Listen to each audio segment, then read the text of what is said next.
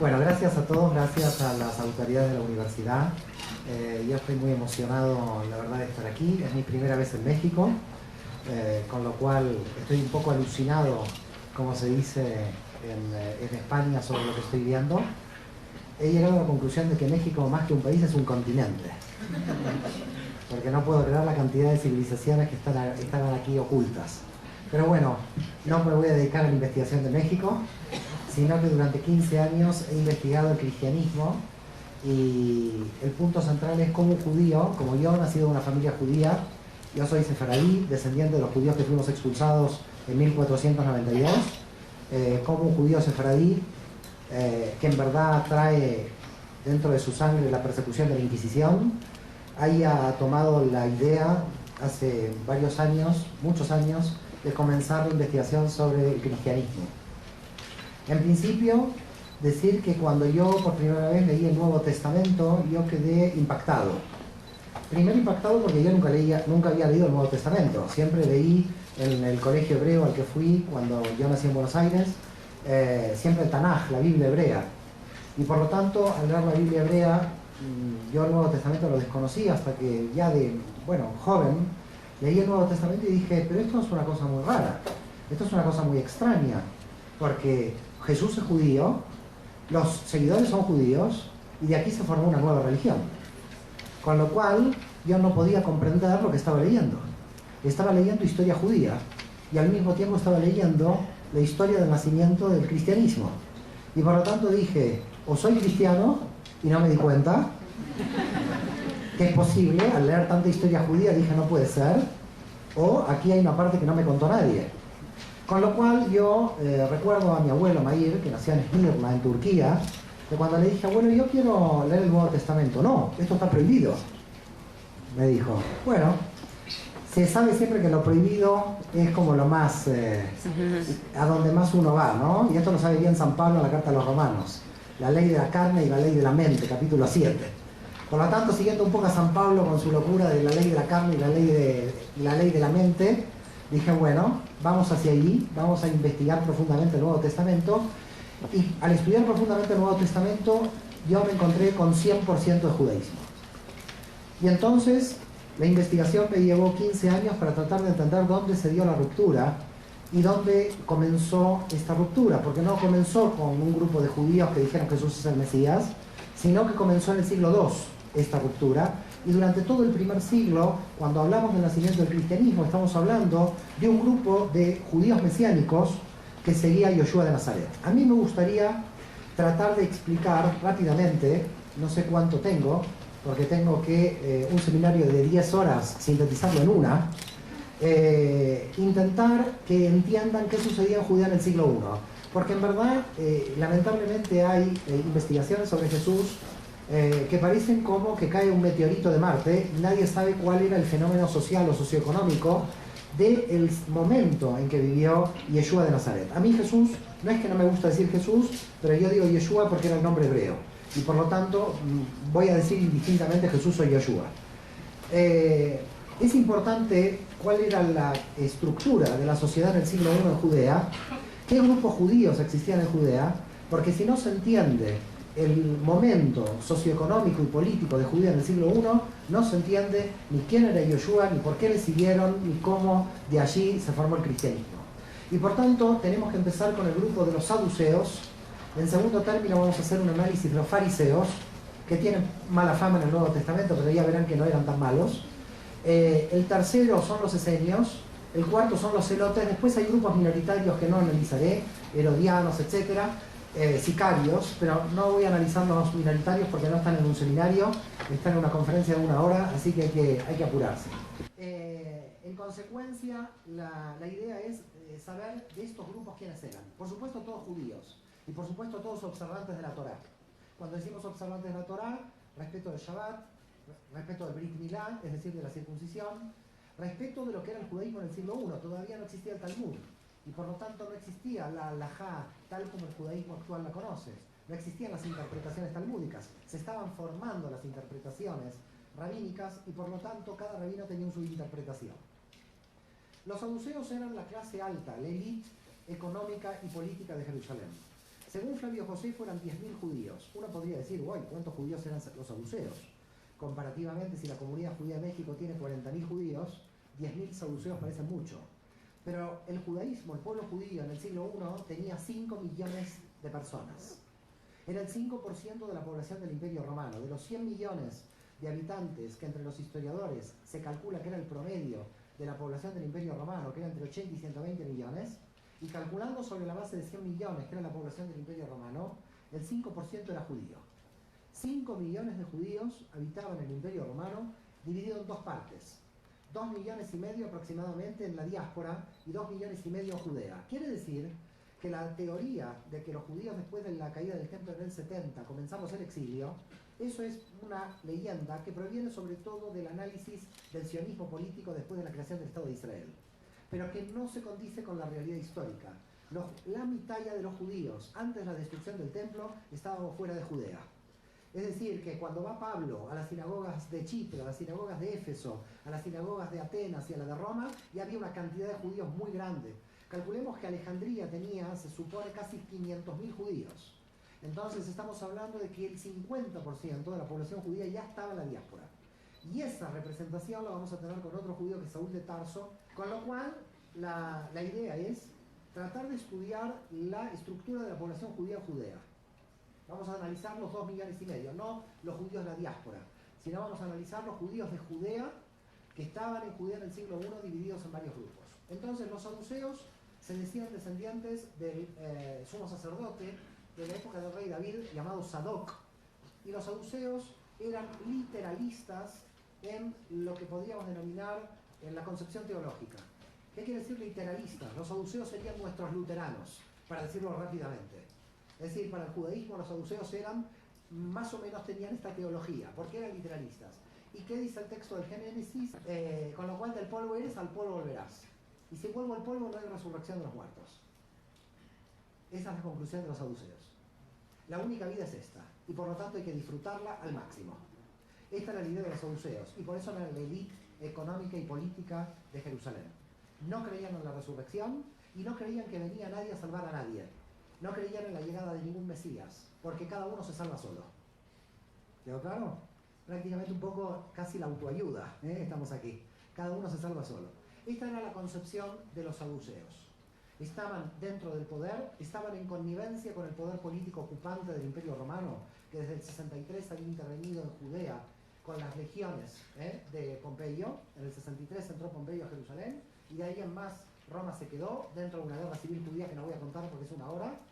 Y lo importante es que había puesto a un rey monigote llamado Herodes, Herodes el Grande, hijo de Antipater, idumeo, por lo tanto no judío, y descendiente de Saúl, hermano de Jacob. Y por lo tanto, el que había perdido la primogenitura. Quiere decir que los edomitas son los descendientes de los que perdieron por el plato de sopa la primogenitura. Imagínense cómo nos veían a los israelitas los idumeos. Eran los que descendíamos de Jacob, que se había escapado con el tío. Bueno, con el suegro. La cuestión es que lo que nos encontramos en el siglo I es que los saduceos, estos 10.000, estaban aliados del poder político romano. Y por lo tanto, cualquiera que se quejaba, las tropas de ocupación romanas hacían cumplir la opresión de los saduceos. Los saduceos dominaban lo que era el parlamento judío de la época, pero no pensemos en el parlamento mexicano de 500 miembros. Con lo cual, el parlamento judío no era elegido democráticamente, era impuesto por los saduceos. Los saduceos dominaban el Sanedrín. Esto era como se llamaba el triste y famoso Sanedrín de esa época, que era muy bueno en su época, pero que en el siglo I se volvió totalmente corrupto, justamente por la influencia de los judíos saduceos aliados de Roma. Con lo cual, ¿qué tenemos entonces?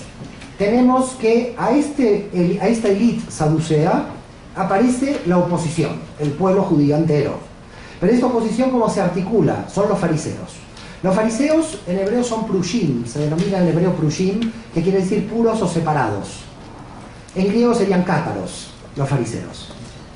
Para que sepan de dónde viene la palabra cátaro en griego, que sería lo mismo que fariseo en hebreo. Los fariseos entonces son los puros o separados, que son puros porque se desvinculan de la corrupción del templo, porque se desvinculan de la corrupción de los saduceos, por eso se autorreferencian como puros. Y aquí aparece en el siglo II a.C., es decir, 2 siglos antes de la aparición de Yoshua, una figura que va a ser importante porque en verdad Yoshua va a ser parte de esta figura, la figura del rabí, la figura del maestro. Cuando uno lee el Nuevo Testamento, todo el tiempo le están diciendo a Yoshua, rabí, rabí, rabí. Quiere decir que indudablemente, antes de ser declarado Mesías por el grupo, el primer título oficial, y no me meto en cristología porque esto vino después, es el de rabí, el que aparece en el Nuevo Testamento. Los judíos que seguían a Jesús lo entendían como rabí. Por lo tanto, ¿qué figura es el rabino? ¿Qué figura es el rabino? No es la figura del rabino que conocemos hoy. Y eso hay que tener mucho cuidado, porque uno cree que el rabino cuando nació era la misma figura que conocemos hoy. El rabino actual es un rabino que organiza la liturgia, básicamente en una sinagoga, pero cuando nació la figura del rabí, no tenían muchos una sinagoga, sino que eran itinerantes carismáticos que andaban predicando. Y por lo tanto no tenían una situación fija. La situación fija del rabí viene después del siglo casi II. Al principio la figura del rabí aparece como un movimiento de democratización del pueblo judío contra la corrupción del sacerdocio saduceo del Templo de Jerusalén, y los judíos que sigan a un rabí sigan la interpretación de ese rabí. Y por lo tanto entonces había un montón de interpretaciones de acuerdo a la cantidad de maestros y rabíes que se iban formando, donde todos estaban de acuerdo con 2 o 3 cuestiones centrales. Que existe la resurrección de los muertos. Este es un punto fundamental de los fariseos, por supuesto contra los saduceos del templo. ¿Y por qué existe la resurrección de los muertos? Por interpretación de Ezequiel, que los huesos se levantarán en el valle de Josafat al final de los tiempos. Y por eso los fariseos dicen, hay resurrección de los muertos. Segundo, no se tiene que leer la Torá literal, sino que lo que hay que leer es por interpretación de los rabinos. Recuerdan que Orígenes, cuando lo leyó literal, quedó eunuco el pobre hombre. Los que se rieron quiere decir que lo saben. Los que no se rieron tendrán que buscar quién era Orígenes. La cuestión entonces es que lo que nos encontramos es una interpretación por parte de los rabinos del texto de la Torá. Y entonces cada rabino interpreta la Torá a su manera. Y empieza a haber debates entre el movimiento fariseo. Pero lo que los unía a todos los fariseos es la lucha contra Roma, la oposición al templo, que era aliado de Roma, y sobre todo la interpretación de la Torá, que no era literal como los saduceos. Dicho esto, pasamos a los esenios, a los judíos de las cuevas de Qumran. No sé si han estado en Israel, algunos de vosotros, si han estado en las cuevas de Qumran. Yo creo que todo cristiano tiene que ir a Israel, si no, no entiende nada del cristianismo. Y cuando uno está en las cuevas de Qumran, se da cuenta cerca del Mar Muerto que hubo 22 comunidades diferentes que nosotros las denominamos esenios por clasificación académica. Ellos no se denominaban a sí mismos. Aquí hay un cambio. Los fariseos y los saduceos sí se autodenominaban fariseos y saduceos, en cambio los esenios no se autodenominaban esenios. Eran grupos, sobre todo de personas que tenían el concepto de teshuvá, que en hebreo es el concepto de arrepentimiento. Después pasó al griego metanoia y ustedes lo tienen como conversión, pero ahí hay todo un problema porque cuando pasó al griego el término metanoia ya se vio enredado en una maraña de interpretaciones que no tiene que ver con el concepto de teshuvá judío. Ahí hubo un cambio, a veces muy difícil de entender, entre metanoia y teshuvá, que es el sistema de arrepentimiento de cada persona.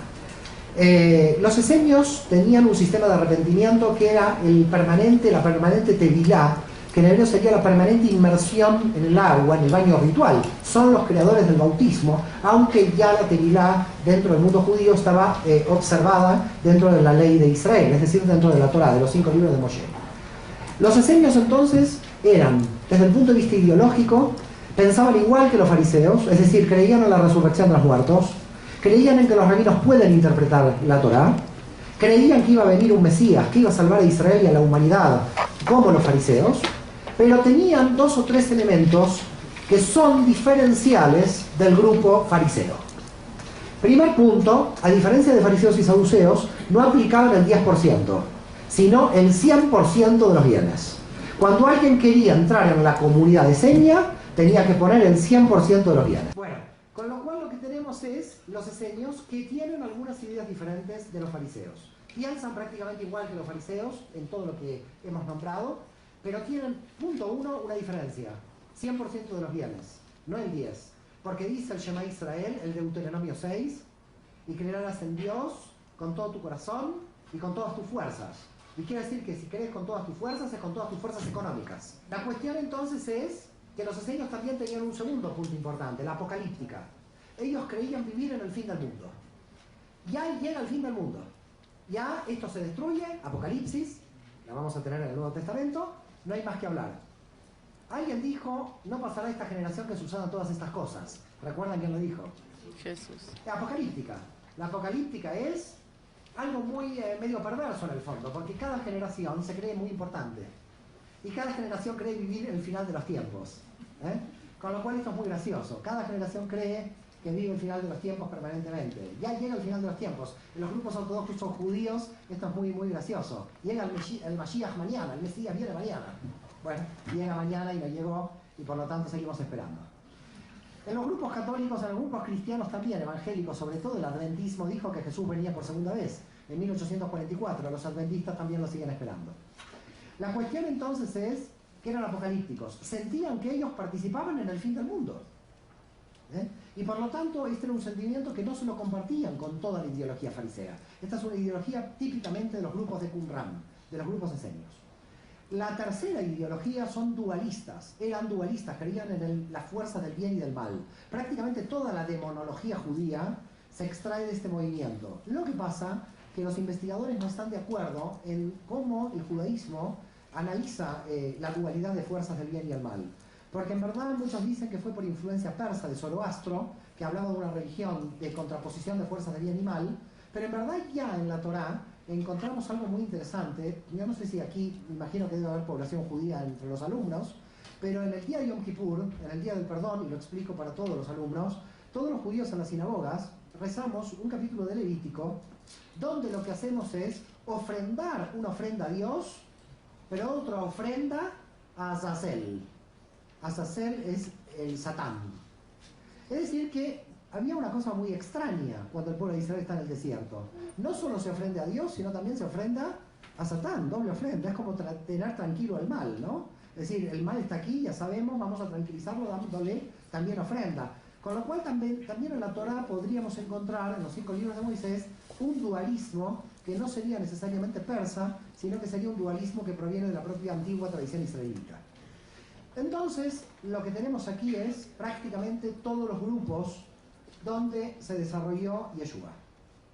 Pasados, en primer lugar, yo pienso que si un cristiano quiere realmente conocer el cristianismo, tiene que estudiar el judaísmo. Es decir, no hay escapatoria para un cristiano, porque si no se vuelve marcianita, es decir, se vuelve un negador del Antiguo Testamento. A mí, yo llamo antiguo porque hay mucha población cristiana aquí. En verdad, para los judíos no es antiguo, sigue vigente. Lo llamamos el Tanaj, es la Biblia hebrea. Pero básicamente, yo creo, y estoy casi convencido después de 15 años de investigación, que si un cristiano no conoce profundamente el judaísmo, no conoce su propia religión. Porque no conoce sus raíces. Les voy a poner 2 ejemplos de lo que digo, para que puedan entender lo que digo. Cuando yo en las clases en España, yo dicto clases en varias universidades en Barcelona, digo a un grupo de gente católica, vamos a explicar la crítica de Jesús a los fariseos. Y en la crítica de Jesús a los fariseos, dice Yoshua, no se agranden las filacterias. Y digo, ¿quién sabe qué filacterias? Yo diría que el 99.99% de los católicos no saben lo que son las filacterias. Y es una crítica de Jesús en el Nuevo Testamento. Imagino que aquí pasará algo, puede llegar a pasar lo mismo, a no ser que profundicen en el judaísmo. Jesús dice que los fariseos cometen una transgresión en agrandar sus filacterias. Las filacterias son los tefilim, como se llama en hebreo, que los judíos todos los días menos Shabbat nos ponemos en el brazo y en la cabeza en señal de creer en Dios con el corazón y de creer en Dios en el cerebro. Yo tengo que traer los tefilim de mi casa, las filacterias de mi casa, para las clases con católicos que vean los tefilim para que entiendan la crítica de Jesús, porque si no, no se entiende. ¿Se comprende lo que digo? Como Jesús era judío, no hay otra manera de explicar a Yeshua sin el sustrato judío. La segunda ejemplo que voy a dar de esto es cuando aparece el milagro de la hemorroísa. ¿Lo recuerda alguien, el milagro de la hemorroísa? Sí. La cuestión entonces es, en el milagro de la hemorroísa, es una mujer que estaba perdiendo sangre en forma permanente, y dice el texto del Nuevo Testamento, y le toca la borla del manto. Digo, en las clases con la mayoría católica, ¿cuál era el manto? La gente dice, no sé, seguramente llovía y Jesús tenía el manto para taparse con el paraguas. Le digo, pero a ver, ¿Jesús era judío? Sí. El manto es el manto ritual judío, el talit. Y la borla es el tzitzit. Tengo que traer mi talit de mi casa para mostrar algo parecido. Seguramente los talitiot, los mantos rituales del siglo I eran más grandes que el mío, pero para que vean una borla por primera vez. Con lo cual, si no se entiende el judaísmo, ni la crítica a los fariseos de Jesús se entiende, ni un milagro como el de la hemorroísa se entiende. Por tanto, es grave el desconocimiento del judaísmo para el cristianismo, porque son las raíces de la propia fe y donde emanó lo que después se va a denominar el cristianismo. Dicho esto, como reflexión con estos dos ejemplos, voy a pasar a Yoshua directamente y voy a comenzar con una parte importante que es el libro de Levi ben Alfeo. Levi ben Alfeo era Mateo. Levi ben Alfeo, judío. Mateo era judío, pero yo no lo llamo Mateo, porque si al Mateo en el siglo I le llamaban Mateo, ni se daba vuelta al hombre. No sabía de quién hablábamos. El primer libro que un cristiano lee es el Evangelio de Levi ben Alfeo, de un judío. Con lo cual hay 4 evangelios porque el señor San Ireneo de León en el 177 dijo tiene que haber 4, y son estos. ¿Pero claro? San Ireneo de León es el que creó el Nuevo Testamento, tal como ustedes lo leen. No lo creó ni Jesús, ni Pablo, ni Pedro, ni nadie. San Ireneo de León en el 177 dijo estos son los 4 y los demás quedan fuera. Reflexión de un seminario porque quedaron afuera los demás, pero no voy a entrar ahora en eso.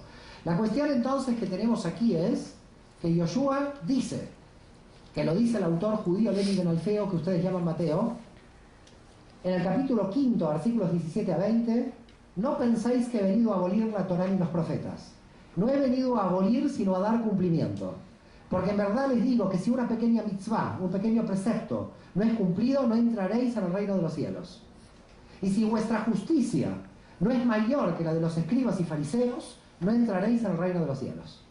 Está un rabino diciendo que viene a observar la Torá y que ni una mitzvah, que ni un precepto va a ser cambiado hasta el final de los tiempos. Más judío que esto yo no he encontrado. Es decir, si esto es ser cristiano, yo soy cristiano automáticamente. Porque esta es observancia plena de la Torá.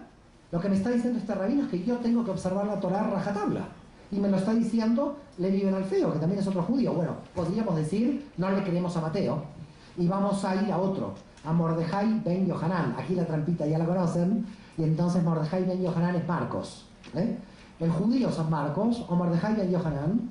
Dice Yeshua, que dice en el capítulo 12, versículos 28-32, cuando Yoshua se encontró con un sofer en hebreo quiere decir escriba de la Torá, Yoshua se encontró con un sofer, y el sofer, el escriba, le dice, Rabí, ¿cuál mandamiento es el principal de todos? Y dice él, Shema Israel, Adonai Eloheinu, Adonai Echad. ¿Dónde está la Trinidad del Concilio de Nicea del 325? ¿Dónde está toda la teología cristiana? Señores, Jesús era judío. Todavía no conoce la teología. Con lo cual lo que conoce es el judaísmo. Está diciendo Shema Israel, lo que los judíos todos los Shabbat, todos los sábados decimos en la sinagoga. Con lo cual puedo decir, tampoco le creo a Marcos, de lo que está diciendo en el propio texto del Nuevo Testamento. Entonces me voy a Juan, para ya tomar al judío Yohanan y decir, bueno, vamos a Yohanan a ver qué dice Yeshua. Y entonces vamos a Yoshua, capítulo 3, versículo 22, se encuentra con la sirofenicia, recuerdan lo del agua, y le dice la sirofenicia, ¿y la salvación de dónde viene? Y dice Jesús, la salvación viene de los judíos. Esto es Yeshua. El universalismo en las características de Yoshua de Nazaret se lo impone Pablo. Pero Yoshua de Nazaret era un rabino judío que nunca se movió del territorio judío y que cuando había unas ciudades gentiles de no judíos no entró. Si hubiera entrado en ciudades de no judíos, de gentiles, Seforis y Tiberíades, que estaban a pocos kilómetros de toda la prédica de él hubiera tenido que entrar. Tiberíades, cerca de Cafarnaúm, de donde él prácticamente hacía todas las prédicas. Seforis, yendo al Tabor. ¿Por qué no entra a Seforis y Tiberíades? Porque son ciudades griegas de paganos idólatras. Y porque él solamente va a predicar a la gente judía, no va a predicar a los gentiles. El problema de los no judíos, de los gentiles, aparece con Pablo. Este es otro problema y Pablo le llevaría una hora y no vamos a llegar a Pablo. Pero lo cierto es que hay que saber que Yoshua era un judío observante de la Torá, que descansaba en Shabbat, pero la pregunta es, ¿cómo pensaba? ¿Cómo pensaba y de dónde pudo haber extraído sus líneas centrales del pensamiento? Aquí entonces teníamos que entrar en cierto análisis. Cuando Jesús se encuentra con el joven rico Y el joven rico dice, yo no mato, yo no robo, yo cumplo todos los mandamientos. Y le dice Yeshua, ¿tú quieres ser perfecto? ¿Qué le dice? Vende todo lo que tienes. ¿Qué dice? ¿Y quién decía esto? Los esenios en Qumran. Quiere decir que aquí tenemos influencia de Qumran sobre Jesús. Y directa. ¿De dónde? Puede ser de su primo, Juan el Bautista. Indudablemente por la comida que comía, que aparece en el Nuevo Testamento, es la misma comida que aparece en Qumran, en los restos arqueológicos de Qumran. Es posible que Juan el Bautista haya vivido en grupos de Qumran. Y por eso era bautista, porque justamente el bautismo era la esencia del movimiento de Qumran. El segundo punto era lo que dijimos antes. De esta generación no van a pasar hasta que sucedan estas cosas apocalípticas. Por tanto, esto también viene de Qumran. Quiere decir que lo que tenemos aquí es que indudablemente hay una ideología en el Rabí Yeshua que proviene del movimiento de Esenio de Qumran. Segundo punto, aquí tenemos otra cuestión. Lo llamaban Rabí, podía interpretar, lo vieron resucitado y lo creyeron Mesías. ¿Quién pensaba en todo esto? Los fariseos, que pensaban que tenía que venir un Mesías para Israel y la humanidad, que pensaban que tenía que venir la resurrección, y por lo tanto la pregunta es entonces por qué en el Nuevo Testamento aparece él debatiendo con fariseos. Pero claro, lo que en general no se sabe es que había 12 grupos fariseos diferentes, y con lo cual se podía ser fariseo discutiendo indudablemente con otros fariseos. Las dos líneas principales del movimiento fariseo en el pueblo de Israel en el siglo I eran Hillel y Shammai. Son clásicas de la literatura de la tradición judía porque están en el Talmud. Fíjense algo interesante, Hillel en el Talmud, en un texto de Yomá 8b, que está dentro del Talmud, dice: el sábado ha sido dado para el hombre, no el hombre para el sábado. Año 50 a.C. ¿Quién dijo esto después? Igual, transliterada, prácticamente copiada una enseñanza de Hillel. No copiada, probablemente él la hizo suya. Por lo tanto, ¿qué tenemos? Una posición que se empieza a acercar a Hillel. Claro, ¿cómo no se va a acercar a la posición de Hillel? El nieto de Hillel va a ser Gamaliel. ¿Y con quién estudió Gamaliel? Pablo estudió con Gamaliel. Con lo cual, lo que empezamos a ver es una conexión con los fariseos de la línea flexible. ¿Cómo se dividían los fariseos entre Hillel y Shammai? ¿Por qué se dividían? Voy a poner un ejemplo. Ustedes saben que en el mundo judío existe el divorcio, que empezó de manera muy machista con lo que se llama el repudio del hombre a la mujer. La tradición judía posterior, la del Talmud, equiparó a la mujer con el hombre al mismo nivel y por lo tanto hoy cualquiera puede pedir el divorcio dentro del judaísmo. Por tanto, a diferencia de prácticamente todo el cristianismo, en el judaísmo existe el divorcio desde la época de Moshe, desde la época de Moisés, por observancia de la Torá. Pero la pregunta era ¿por qué causas? Y en las causas, Hillel y Shammai estaban enfrentados, se dividieron. Shammai decía por cualquier causa, porque era el flexible, era el misericordioso. Si tu mujer te cocina mal, te puedes divorciar, dice Hillel. Flexibilidad absoluta. Viene Shammai y dice, esto es una locura, va a quedar todo el mundo judío divorciado. Con lo cual, lo que tenemos es que la línea de Shammai, la línea dura. ¿Qué decía Shammai? Si aplicamos porque te cocina mal, todo el mundo se puede divorciar, aquí no queda nadie casado. Por lo tanto, dijo Shammai, solamente la gente se puede divorciar en caso de adulterio. En caso de adulterio es la única causa posible. Y aquí, en el tema del divorcio, misteriosamente cuando vemos a Jesús curando el sábado en la línea de Hillel, no inventó el domingo, olvidémonos esto. Estaba curando el sábado porque era flexible en la línea de Hillel. Cuando los fariseos de Shammai ven que cura el sábado, discuten con él, porque era la línea dura. Lo que estamos viendo en la discusión de Jesús con los fariseos no es Jesús contra todo el mundo judío, como aparentemente aparece en el Nuevo Testamento, es una línea de fariseos flexibles en donde estaba Jesús contra otros fariseos duros donde venían de la línea de Shammai. Pero en la línea del divorcio Jesús se pone duro y dice solo en caso de adulterio, que esto está en el Nuevo Testamento. Después la Iglesia por interpretación dijo se anula el tema del divorcio, pero en el Nuevo Testamento Jesús lo permite solo en adulterio. Por lo tanto tenemos los judíos hasta el que no sabe cocinar, por lo tanto se divorcia, que es nuestra teología actual. La teología de Jesús, que es por el adulterio, y la teología cristiana actual, que es se acabó, ni por adulterio. No hay, ¿quedó claro? Después viene la unidad matrimonial, etcétera, no quiero entrar en eso, pero no es estrictamente divorcio. Lo cierto es entonces que tenemos un rabí que había creado una comunidad, y en comunidad en hebreo se denomina Keilah. No sé si hay gente judía aquí que sabe que se denomina Keilah a una comunidad. ¿Cómo se denomina comunidad o keila en griego? Eclesia. Cuando un judío va a la keila, en griego va a la iglesia. Cuando un cristiano va a la iglesia, no sabe que va a la comunidad judía. Estamos yendo al mismo lugar, pero con nombres diferentes. ¿Quedó claro? Es decir, eclesia es en griego keila, y keila es en hebreo iglesia. Por lo tanto, yo a mis amigos les digo, ¿vas a la iglesia? No, yo voy a la sinagoga. Bueno, no lo entienden porque no son en griego. Además de crear una keila, que es eclesia en griego, creó una organización que representa a las 12 tribus de Israel. Los 12 shlichim. En hebreo, sheliach es el enviado. Sheliach en griego es apóstol. Hoy, cuando de Israel envían un representante del Estado de Israel a las comunidades de la diáspora, que podrían enviar, por ejemplo, a la comunidad judía, decimos llegó el sheliach. Yo le digo llegó el apóstol, y el sheliach se pone mal. Pero le estoy diciendo sheliach en griego y él no lo entiende. Por tanto, lo que fue pasando, fue tomando toda la lingüística griega, como fue tomando toda la lingüística griega, se empezó a olvidar de la lingüística de la raíz hebrea. Es decir, que para entender también los cambios de lo que fue el proceso posterior de creación del cristianismo, es que el cristianismo se va siempre a la fuente griega, a la Septuaginta. Pero si va al hebreo se encuentra con sorpresas. Sorpresas que a veces son malas traducciones al griego, como el famoso texto de la profecía de Isaías, donde en el texto de la profecía de Isaías dice que la mujer, la madre del Mesías, tiene que ser pura, que en hebreo quiere decir alma. Los griegos tradujeron virgen, pero en el texto de Isaías dice pura, muchacha pura, no virgen. Si hubiera dicho virgen debería decir en hebreo betulá, y dice alma. Solo miren este detalle, el lío teológico que apareció por el cambio de traducción del hebreo al griego. Lo digo porque tiene consecuencias muy importantes los cambios culturales. Cuando uno cambia una palabra, traduce una palabra, se da cuenta que tiene que entrar en la nueva cultura. Entonces, el cristianismo avanzó del hebreo al griego, del griego al latín y del latín a los idiomas nacionales.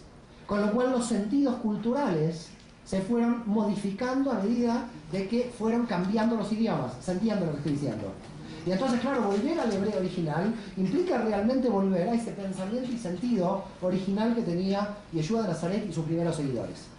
Lo cierto es que no voy a contar cómo terminó Yeshua, cómo terminó Jesús, porque creo que todos saben cómo terminó. Para mí, fundamentalmente, bajo el proceso penal romano, que es la cruz. Si hubiera muerto por el judaísmo, le hubieran apedreado, como a Esteban, que vino después. A este sí, lo mataron bajo la legislación judía, que fue el apedreamiento.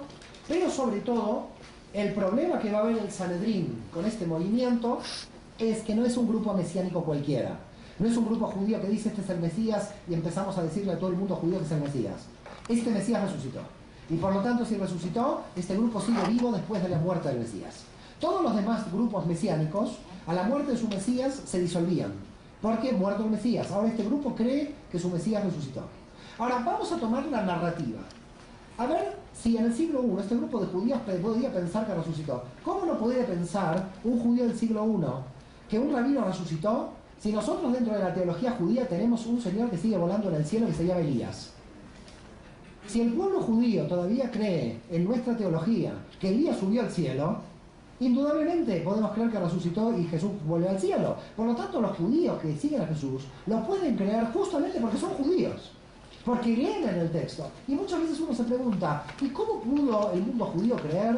¿Cómo los judíos que siguieron a Jesús pudieron creer que el Espíritu Santo entró en Miriam y entonces de ahí nació Jesús? Pero vaya al Tanaj, vaya a la Biblia hebrea, mire cómo nació Sansón. Aparece el ángel de Dios y le dice, estás embarazada, mi marido no sabe nada. Dice un ángel de Dios le dice, estás embarazada, ni me di cuenta, no sé qué pasó.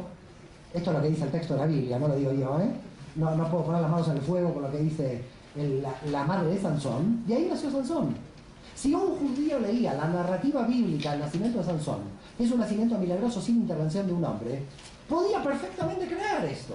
Por tanto, toda la creencia cristiana básica está enraizada en creencias judías anteriores. Por judíos pudieron crear esta narrativa. Con lo cual, llegamos entonces a la muerte de Jesús. No voy a hablar de la resurrección, que es un tema de fe. Y arriba de la cruz tenemos Yeshu de Nazaret, Rex. ¿Dice rey de los cristianos? No, porque no había. Rey de los judíos. Rey de los judíos porque era la acusación del Imperio Romano de sedición política al imperio. Un Mesías podía realizar una rebelión militar. Y por lo tanto hay que matarlo antes de que se genere una rebelión militar. Y lo que sucedió entonces fue que Para algunos tomó el mando Simón Bar Yoná. ¿Conocen al judío Simón Bar Yoná? El profesor de teología no vale. Pedro. Simón Bar Yoná es San Pedro. Simón Bar Yoná era judío. Simón Bar Yoná estaba casado, porque Jesús curó a la suegra. Y en un apócrifo Pedro aparece con una hija, porque en un apócrifo dice que Jesús resucitó a una hija. Entonces, ¿qué pasó con este movimiento? Eran judíos que creían que Jesús es el Mesías y se empiezan a expandir. Según lo que dice el Nuevo Testamento, 3.000 judíos creen en Jesús y se convierten. ¿Se convierten a qué si no hay cristianismo? Siguen siendo judíos. Son judíos que observan la Torá, son judíos que observan el Shabbat. Solamente son un grupo mesiánico, como tenemos tantos grupos mesiánicos dentro del mundo judío hoy. Los de Nachman de Bratslav, los de Chabad Lubavitch. Grupos mesiánicos dentro del judaísmo siglo XXI, que se los puede mostrar en Israel, y ellos dicen, este es el Mesías. Con lo cual en el mundo judío no es atípico que haya existido el nacimiento y el desarrollo de grupos mesiánicos. Es prácticamente habitual. Flavio Josefo dice que desde el 6 a.C. al 66, que comienza la revolución contra Roma, aparecieron, incluido Jesús, 24 pretendientes a Mesías. Por tanto, no estamos hablando de una situación especial con respecto a la proclamación mesiánica de Yoshua. Estamos hablando de una situación prácticamente continua, cada 2 o 3 años de rebelión permanente del pueblo judío contra Roma. Dicho esto, entonces, el grupo se piensa expandir. El Sanedrín empieza a reprimir a este grupo, no tanto por su característica mesiánica, sino porque era fariseo y se estaba poniendo en oposición al templo. Y un judío griego llamado Esteban dice, Dios no habita en templos hechos por manos de hombre. ¿Qué hace? Esto está criticando el templo. Confesión de Cristo, por eso lo mataron. Había muchos judíos que estaban confesando a Cristo. A este lo están matando porque se está oponiendo a los saduceos del templo. Está diciendo que en el templo no habita Dios. Muchas veces yo digo, si al arzobispo de Barcelona yo voy a la catedral, digo, Dios no habita en templos hechos por mano de hombre, como dijo Esteban. Es una locura lo que está haciendo Esteban, se está yendo contra el poder. Y por lo tanto, sí, Esteban cae bajo la legislación judía de lapidación y apedreamiento, y es ahí donde aparece Saúl de Tarso, aquel judío que está mirando eso. No sabemos si tiró una pequeña piedrita, ahí no lo dice, pero la cuestión es que él está ahí, muy cerca del Sanedrín, aunque después él dice que es fariseo, hijo de fariseos. La cuestión es que el Sanedrín, ya sabemos la historia, lo va a enviar a Damasco, y en Damasco llega cambiado, transformado, tiene una revelación de Yeshua, y cuando llega a Damasco, que hay 32 sinagogas en el siglo I en Damasco, llega y dice, Jesús es el Mesías de Israel. Los judíos empiezan a dividir, dicen unos sí, otros no, unos sí, otros no. Shaul de Tarso, este judío, que ustedes lo conocen como San Pablo, huye a Tarso, a su ciudad natal, en Cilicia, en el Asia Menor. Un judío lo viene a buscar, Yosef Barnabás el Levita, ustedes lo conocen como San Bernabé. Yosef Barnabás el Levita se une con Saúl de Tarso en Tarso y dicen, tenemos que llevar el mensaje de que Jesús es el Mesías de Israel a todo el pueblo de Israel. Y comienza lo que ustedes conocen en el Hecho de los Apóstoles, el primer viaje de Pablo, que yo lo llamaría primer viaje de Bernabé, porque Pablo no sabía dónde iba. Bernabé era de Chipre y es Bernabé el que lo lleva a Pablo. Comienzan sinagoga por sinagoga a predicar que Jesús es el Mesías de Israel. Si en los próximos 5 minutos me prestan atención, y esto lo digo en serio ahora, ya sin humor, después hago humor. Si en los próximos 5 minutos prestan atención en lo que Pablo ve en las sinagogas de Chipre, se van a dar cuenta de por qué nace el cristianismo. ¿Queda claro lo que digo? Y hay que prestar mucha atención. Porque en general, mucha gente lee las cartas de Pablo sin entender qué estaba mirando Pablo en las sinagogas. Si solo en 5 o 10 minutos, y aquí ya, después de Pablo, termino porque estoy sintetizando demasiado. Si al final pueden comprender lo que Pablo ve en las sinagogas, pueden llegar a entender, aunque no era consciente Pablo, tampoco de estar formando una nueva religión, por qué se abren las puertas a una nueva religión. En las sinagogas de Judea había, en general, mayoría judía. Pero en las sinagogas de la diáspora había judíos en las primeras filas de las sinagogas. En las filas intermedias de la sinagoga estaban los prosélitos de justicia. En hebreo, los Ger Tzedek. El Ger Tzedek es el prosélito de justicia. Los prosélitos de justicia eran aquellas personas que se convertían al judaísmo porque el judaísmo les gustaba.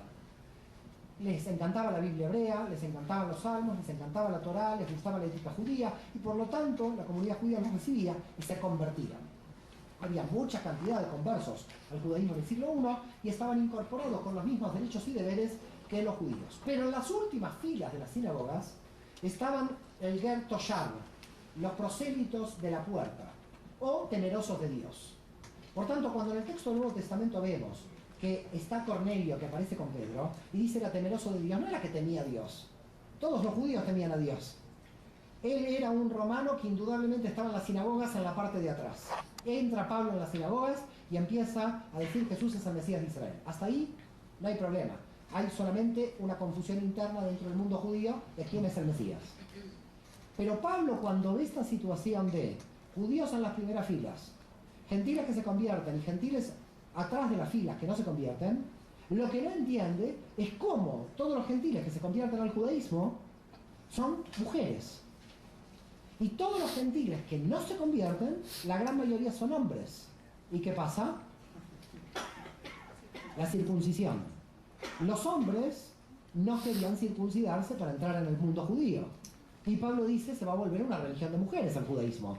Porque los hombres que se les pide la circuncisión no pueden entrar. La mujer por tevilá, por inmersión, se vuelve judía. El hombre se pone por inmersión, no es judío. Tiene que pasar por el Brit Milá. Hoy no hay problema porque está la medicina. Pero hasta hace 50 años alguien se podía morir por una infección de circuncisión. Por lo tanto, Pablo dice, pero esto es injusto. Quiere decir que los hombres sin circuncisión no pueden ingresar en Israel. Y entonces crea la teoría siguiente, que después va a ser todo el desarrollo de la carta a los romanos, y es, pero ¿quién es el que se salva? ¿Quién es el que está en conexión con Dios? ¿Solamente el circunciso? ¿No el incircunciso? ¿Y en qué situación dice está el incircunciso? Abraham, cuando creyó en Dios, ¿estaba circunciso o incircunciso? Y entonces dice Pablo, los gentiles están sin circuncisión en la misma posición que Abraham cuando creyó en Dios antes de la circuncisión. Y dice Pablo, la circuncisión fue el sello de la fe anterior. Y por lo tanto los gentiles también son parte de Israel. Empezó a dar papeles para todos, ahora son todos Israel. Cuando fue papeles para todos, que es lo mismo que un presidente norteamericano le dé pasaporte norteamericano a todos los mexicanos de Estados Unidos, no se rían, esto es lo que pasó. Los judíos de las primeras filas, menos mal que está el profesor de teología aquí, sería un judío en el siglo I, los judíos de las primeras filas dijeron, esto es muy diferente a decir que alguien es el Mesías o no. El discurso de Pablo está haciendo ingresar a judíos sin la circuncisión. Y por lo tanto va a llegar un momento que si los gentiles entran y se mezclan con las comunidades judías minoritarias, los gentiles van a ser mayoría. Y si los gentiles son mayoría, el judaísmo va a desaparecer. 50 años después de Pablo, y por una aprobación que podríamos analizar larga, la gran mayoría en el siglo II era gentil y no judía, no estaba circuncidada y creía que Jesús era el Mesías. El judaísmo había creado el cristianismo. Por eso, para terminar, yo voy a decir unas palabras de Romanos 9:1. Pablo, ¿es que Dios ha rechazado a su pueblo? De ninguna manera. Que también yo soy israelita, del linaje de Abraham, de la tribu de Benjamín. Muchas gracias.